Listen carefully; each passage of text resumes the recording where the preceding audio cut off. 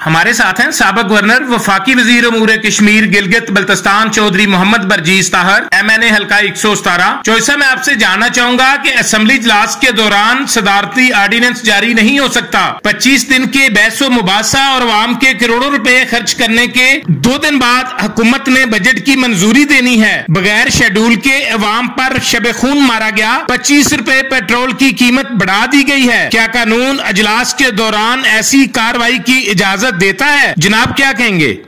पाकिस्तान की तारीख में इस कदर लाकानूनियत और बेज़ाब्तगी की मिसाल पहले मौजूद नहीं है कि 2 दिन बाद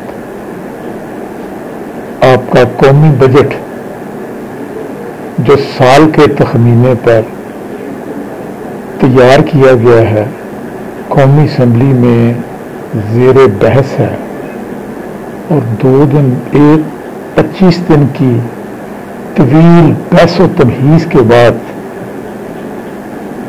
हुकूमत उसकी मंजूरी का राग अलापेगी। लेकिन उस बजट की मंजूरी से पहले 2 दिन पहले पेट्रोल, डीजल और मिट्टी के तेल की कीमतों में जिस कदर इजाफा किया गया है, इमरान खान ने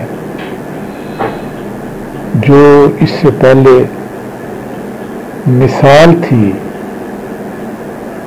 कि वो माफिया को सपोर्ट करते हैं, वो आटे के माफिया को सपोर्ट करते हैं, चीनी के माफिया को सपोर्ट करते हैं, अद्वियात के माफिया को सपोर्ट करते हैं।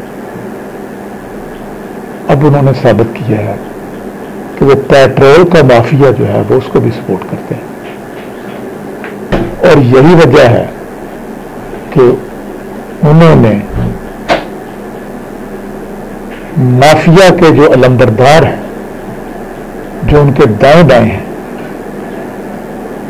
आमने सामने हैं और जिनमें वो बिल्कुल गिरे हुए हैं, उनका सरगना जहांगीर तरीन उसको प्रोटोकॉल के साथ बाहर भेज दिया। मुल्क को एक नए बहरान में धकेल दिया गया है जो यकीनी तौर पे आम आदमी के मसाइल में रोज बरोज इजाफा करता जा रहा है।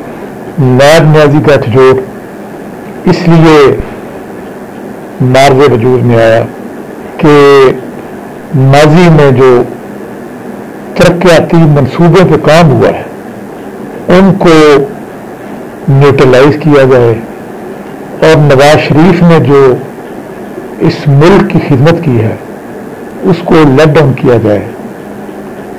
आप देखें कि 5.8 के फीसद GDP पे मौजूदा न्याजी साहब को हुकूमत मिली।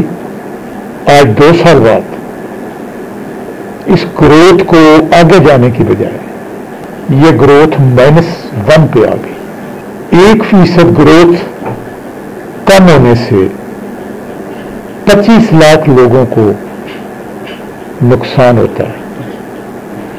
अब जब पाकिस्तान में आबादी की ग्रोथ 2.4 है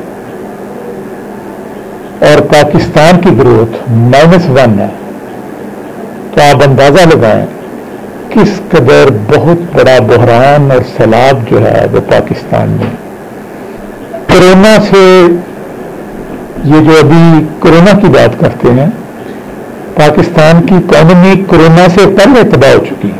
खुद ब खुद अपने मुल्क में ये गंदम पैदा होती है, खुद उसको एक्सपोर्ट करते हैं, खुद उसे इंपोर्ट करते हैं। काश्तकार से ये 1300 रुपये लेते हैं और काश्तकार को जरूरत पेश है तो उसको 2100 रुपये देते हैं।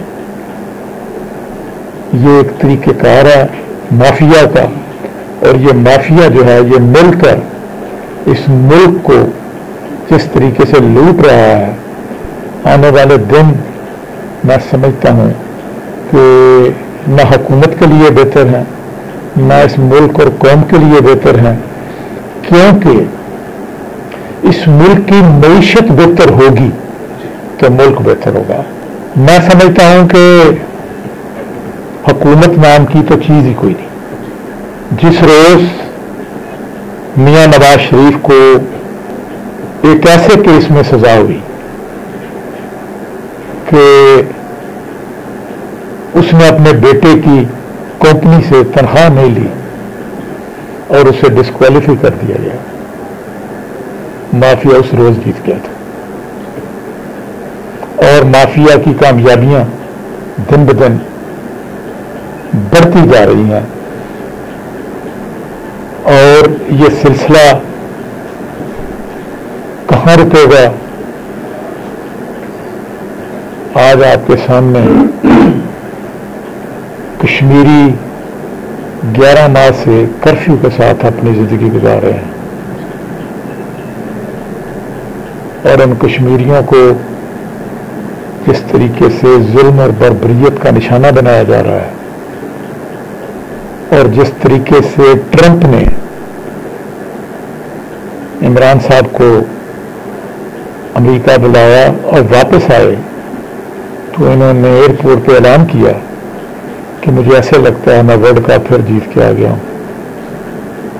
لیکن آج تک کشمیریوں کا کوئی پرسان حال نہیں.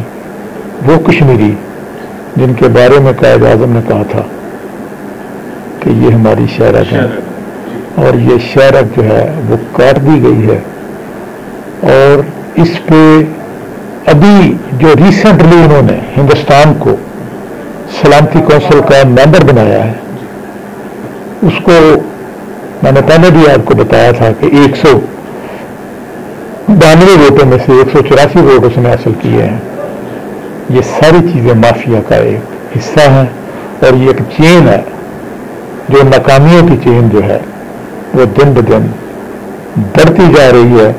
اور عوام کے اندر محرومی اور مایوسی کی فضا جو ہے وہ بڑھتی جا رہی ہے. اور آج اگر پیٹرول کی قیمت میں اضافہ کیا گیا ہے، حکومت چلانے کا بھی ایک طریقہ کار ہوتا ہے. مجھے بتائیں کل اس وقت آپ کو نہیں پتا تھا کہ تیل کی قیمتوں میں اضافہ ہو رہا ہے؟ کوئی شیڈول نہیں تھا.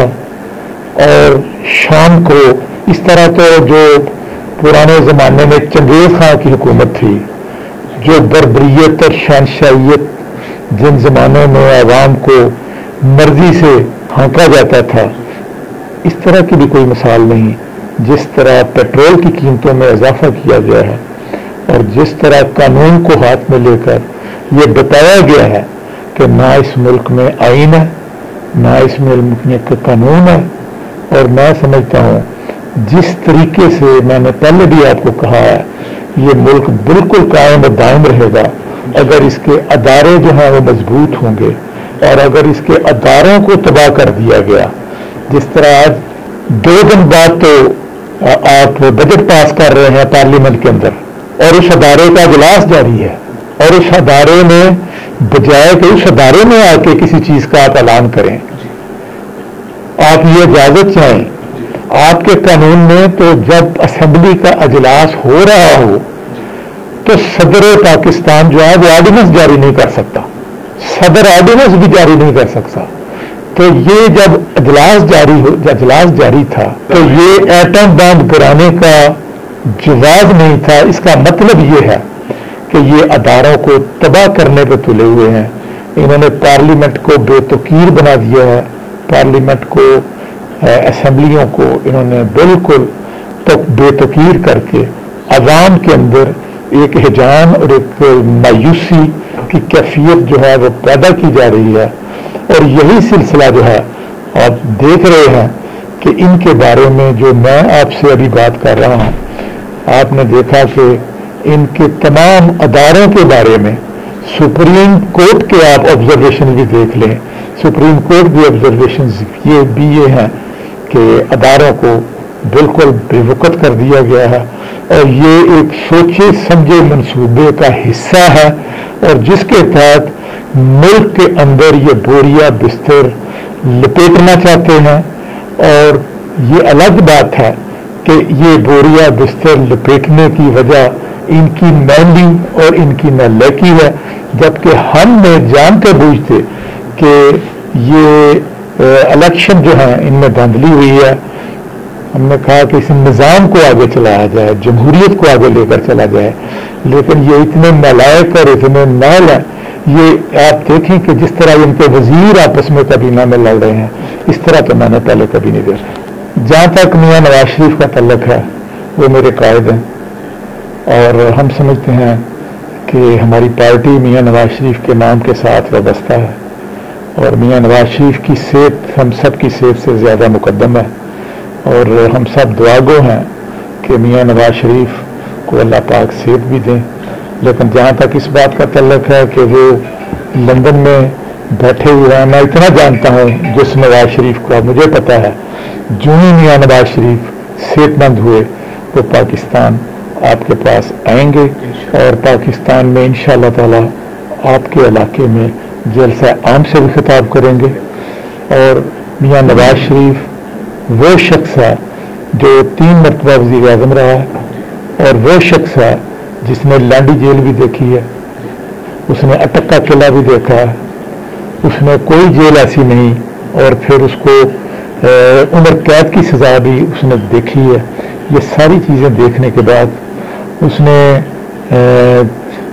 تقریباً 7 جو آرمی چیف ہیں ان کے ساتھ کام کیا ہے. ایک انتہائی سیزنڈ اور تجربہ کار شخصیت جس نے اس ملک کو لوڈ شیڈنگ سے نجات دلائی ہے، جس نے اپنی موٹر ویز دی ہیں، جس نے اس ملک کے اندر تعلیم کا معیار بہتر کیا ہے.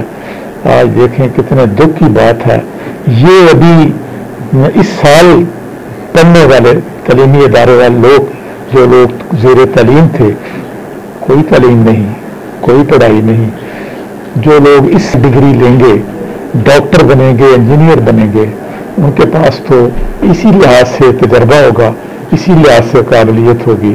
یہ ملک اور قوم کا نقصان کون کر رہا ہے؟ اس لیے یہ ساری چیزیں جو ہیں میاں نواز شریف نے تعلیم، صحت، لا اینڈ آرڈر کی صورتحال، دہشت گردی سے جس طریقے سے قوم کی خدمت کی ہے وہ ہم نہیں بھول سکتے.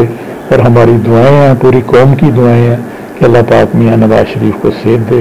جہاں تک آپ نے میری صحت کا پوچھا ہے، میں سمجھتا ہوں آپ سب کی دعائیں جو ہیں وہ میرے لیے بہت بڑا سرمایہ ہے. میں نے زندگی بھر جتنی بھی سیاست کی ہے میں نے آپ کی دعاؤں کی وجہ سے کی ہے. میں آپ کی دعاؤں کا مزید طلبگار ہوں، تو میرے لیے یہ بہت بڑا سرمایہ ہے. بہت شکریہ.